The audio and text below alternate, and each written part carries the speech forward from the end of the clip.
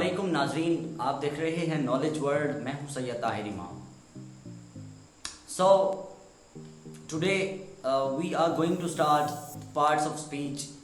Grammar में, English में parts of speech जो हैं बहुत इंपॉर्टेंट पार्ट हैं, तो हम उनको स्टार्ट करने जा रहे हैं आज। First of all we will I will just tell you that कि लैंग्वेज क्या होती है। तो कहता है कि language is a vehicle for our thoughts of our thoughts. हमारी सोच का जो एक दारोमदार है वो ज़ुबान पर होता है। उसके बाद a vehicle in perfect condition delivers the goods properly. कहते हैं कि जो गाड़ी होती है ना, तो वो एक किसी भी चीज़ों को, सामान को एक जगह से दूसरी जगह लाने में मदद देती है।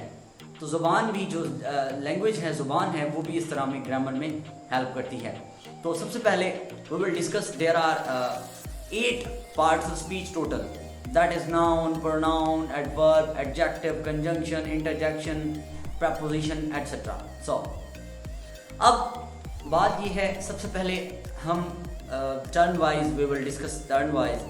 हम सब each part of speech explains not what the word is but on the usage of the word। कहता है हर पार्ट ऑफ स्पीच का जो हर हिस्सा है वो ये नहीं एक्सप्लेन करता कि वर्ड क्या है, लेकिन उसके इस्तेमाल से वी नो दैट, हम इस्तेमाल से पता चलेगा कि ये क्या चीज़ है। जैसा कि कहता है this book is written by Mahatma Gandhi. किसी भी शख्स का नाम ले लें, this book is written by Tahir. इसमें जो बुक है, the word book, here the word book is noun. Book यहाँ पर नाउन है। तो अब आसानी के लिए, for convenient we travel, for convenient travel, आसान सफ़र के लिए वी बुक अ सीट या we book the tickets in the advance. हम इधर जो बुक है, the word book here is क्या है, वर्ब हो गया। अब ये फ़र्क है पार्ट्स ऑफ स्पीच में। फर्स्ट ऑफ ऑल हमने लफ्ज़ इस्तेमाल किया, we use the word book, means this book is written by Tahir, and the other sentence we for convenient travel, for convenient journey we book the seats for the aeroplane. तो वो book और ये book में फ़र्क हो गया। तो next step is to know about the sentences. कहते हैं the group of words arrange in the proper order to give a proper meaning is called a sentence. किसी भी चीज़ को प्रॉपर ऑर्डर में लिखना कि उसका प्रॉपर मीनिंग वाजे हो जाए, that is called a sentence.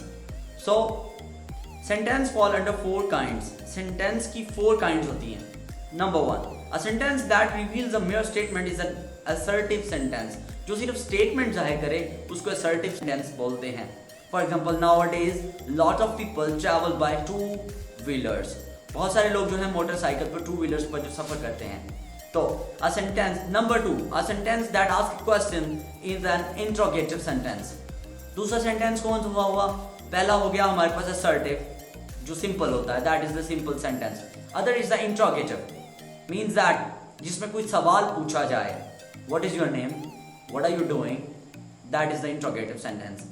So, number 3, a sentence which expresses a command, जिसमें हमें हुक्म दिया जाए, that expresses a command is called a क्या कहलाता है imperative sentence। Number 6 is a imperative sentence। For example, be careful, जिसमें हमें कुछ होशियार कर दिया जाए।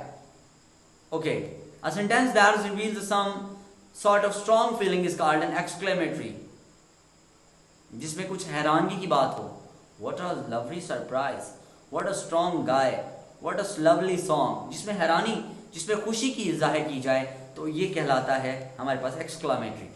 सो ये हो गए सेंटेंस की टाइप्स।